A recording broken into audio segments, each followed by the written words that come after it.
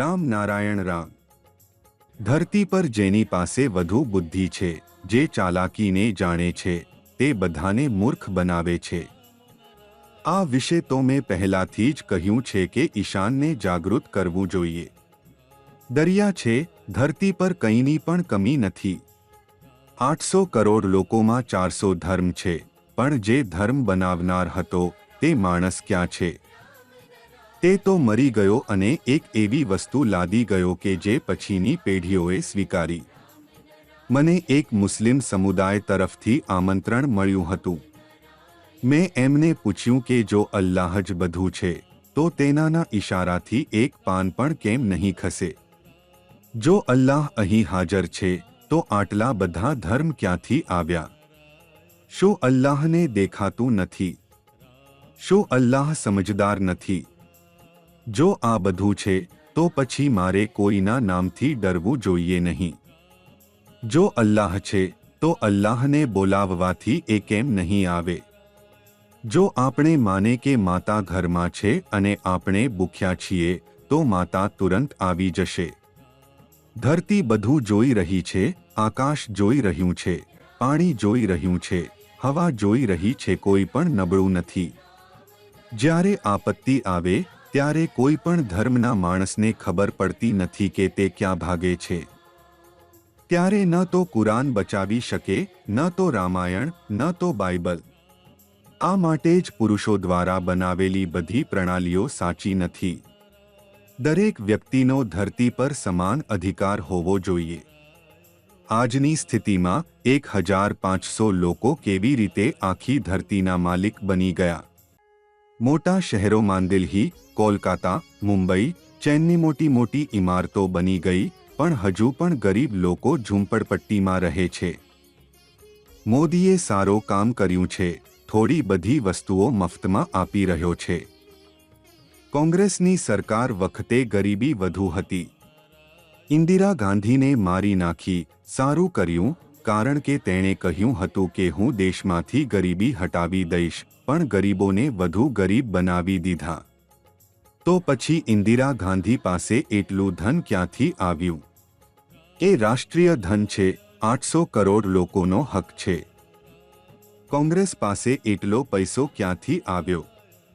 રાહુલ બાબા તો કામ કરતો નથી, તો એને પણ હિસાબ આપવો જ પડશે। એ જ તો સાચો રાજા છે। પણ મોદી એક સરળ જીવન જીવે છે। રાહુલ બાબા તો મોટા મકાનમાં બેઠા નથી અને દિલ્હીમાં કેજરીવાલ જેલમાંથી કેમ છૂટી ગયો? જો એક નાપાસ ચોર છે તો તે ઓછી ચોરી કરે છે, પણ જો એક અભ્યાસી ચોર હોય તો તે વધુ ખતરનાક સાબિત થાય। આટલી મોટી સંખ્યામાં વોટ આપીને લોકો એ ચોરને કેવી રીતે જીતાડ્યા? અન્ના હઝારે એક સારા વ્યક્તિ છે, પણ તેઓ એ ચોરને કેમ લાવ્યા તે સમજાયું નહીં। વકીલો પૈસાના લોભમાં બધું કરી શકે છે અને ન્યાયાધીશો તો જાણે આંખે પટ્ટી બાંધીને બેઠા છે। એમને કશું દેખાતું નથી, કશું સંભળાતું નથી। જેમ ઘોડાને ખુલ્લી પહેરાવી દેવામાં આવે જેથી તે ચારે બાજુ જોઈ ન શકે, એમ જ ન્યાય વ્યવસ્થામાં પણ થઈ રહ્યું છે। આ બધા લોકો ભણેલા છે, સમજદાર છે, સારા કુટુંબમાંથી આવે છે, તો એમણે ધરતી માટે પણ વિચારવું જોઈએ। જવાહરલાલે તો આખી ધરતી વહેંચી નાખી। જો જીન્ના વડાપ્રધાન બને હોત તો ભારત અને પાકિસ્તાન એક જ હોત। હિન્દુ મુસ્લિમ આજે પણ છે, તો પછી મુસ્લિમ હોવાના કારણથી જીન્નાને વડાપ્રધાન કેમ બનવા દીધા નહીં? મહાત્મા ગાંધી અને જવાહરલાલ નહેરુએ સાથે મળી તેને દૂર કરી દીધો અને પાકિસ્તાન અલગ થઈ ગયું। જો પાકિસ્તાનના લોકો બુરા છે અને ભૂખ્યા છે તો અમારું દિલ નથી દુખતું, અલ્લાહનું દિલ નથી દુખતું, ભગવાનનું દિલ નથી દુખતું। જો એવું છે તો બહુ જલ્દી પાકિસ્તાન, બાંગ્લાદેશ અને બીજા દેશો ભેગા થઈ જશે અને એશિયન બ્લોક બનાવીશું અને અમેરિકાને પાઠ ભણાવીશું। અમેરિકા સુધરશે નહીં તો અમે એને મારી નાખીશું। સાંભળ્યું છે કે અમેરિકાએ બહુ શક્તિ ભેગી કરી છે, તો એમને કહો કે એક રોકેટ મારી તરફ ફેંકે। હું તૈયાર છું.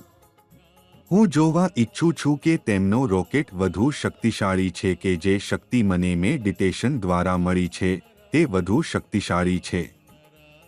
ધ્યાન અને કુદરતનો સંદેશ. મેડિટેશન કરીને હું તેમાં સમાયેલ છું.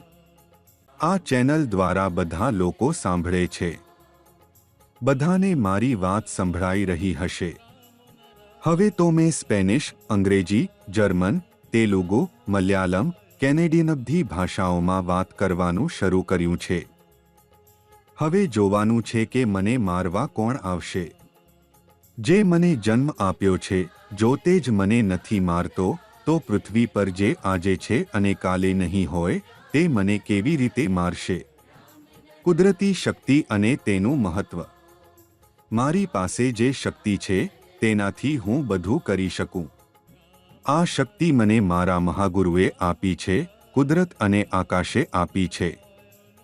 પણ તેનો અર્થ એ નથી કે હું નમ્રજી કંઈ પણ કરીશ. સુંદરવનમાં જે વૃક્ષો, પ્રાણીઓ અને જીવજંતુઓ છે તેમને કોઈ ધર્મ નથી. તેમને શાળાની જરૂર નથી, હોસ્પિટલની જરૂર નથી. તેમનું ભોજન આપણે છીનવી લીધું. વૃક્ષો કાપીને જમીન પર મકાન બનાવી લીધા. કુદરતી સંતુલન અને માણસની ભૂલ. કુદરતે 14 જમીન રાખી અને 34 પાણી માટે રાખ્યું, છતાં પાણી ઓછું છે. સૂર્ય, જે આપણા પિતા સમાન છે, પૃથ્વીમાંથી પાણી ઉઠાવી તેને વરાળમાં ફેરવે છે અને સંગ્રહ કરે છે. જે કાર્ય સૂર્ય કરે છે તે કોઈ કરી શકશે નહીં. વૈજ્ઞાનિકોએ અનેક મોટા બોમ્બ બનાવી લીધા, પણ એક સૂર્ય બનાવી શક્યા નથી. ધર્મ અને માનવજાત. દરેકને વિચારવું જોઈએ કે પુરુષો દ્વારા બનાવેલા ધર્મ હોવા જોઈએ નહીં. પુરુષો દ્વારા બનાવેલો બંધારણ હોવો નહીં જોઈએ. કુદરતનું બંધારણ હોવું જોઈએ. અને પૃથ્વી પરથી વ્યક્તિનું માલિકી હક હટાવવું જોઈએ. આ પ્રથમ પગલું છે. વિશ્વ માટે ચેતવણી. અમે એકઠા બેસીને ફક્ત વાતો કરવાનો સમય નથી. પૃથ્વી રહેશે, પણ માણસનો અંત આવશે. અરબ દેશો, જ્યાંથી તેલ મળે છે, ત્યાં તેલ ક્યાંથી આવ્યું? પહેલા ત્યાં પણ વૃક્ષો અને હરિયાળી હતી, પણ હવે કયા ગાયબ થઈ ગઈ? આજે સમુદ્ર રેતીમાં ફેરાઈ ગયો છે. ત્યાંના બધા જીવો તેલમાં રૂપાંતરિત થઈ ગયા. ધર્મ ક્યાંથી આવ્યો? હિન્દુ ધર્મ ક્યાંથી આવ્યો? આકાશમાંથી, સમુદ્રમાંથી, પૃથ્વીના ભૂકંપમાંથી. જે ધર્મો બનાવવામાં આવ્યા તે ક્યાંથી આવ્યા? વૃક્ષો પર ફળ બનીને આવ્યા. તેમને તોડી શકાય કે આ મારો ધર્મ છે, આ મારો ગીતા છે, બાઇબલ છે, ગ્રંથ છે. વિચાર કરવાની જરૂર. દરેક માણસે વિચારવું જોઈએ. એક દિવસ બધાને મરવું જ છે. જો તમે ન બદલાશો તો મરી જશો. આ પૃથ્વી ઊંધી થઈ જશે, ઉપરનું નીચે અને નીચેનું ઉપર થઈ જશે. તમે બધા ક્યાં જશો? તમે બધા અહીં જ રહી જશો. જે લોકો આજે સારા કામ કરી રહ્યા છે તેમને આવું જ સારું કામ કરવાનું છે. અને સાચો માર્ગ દર્શાવનાર તો હંમેશા રાહ બતાવતો રહેશે.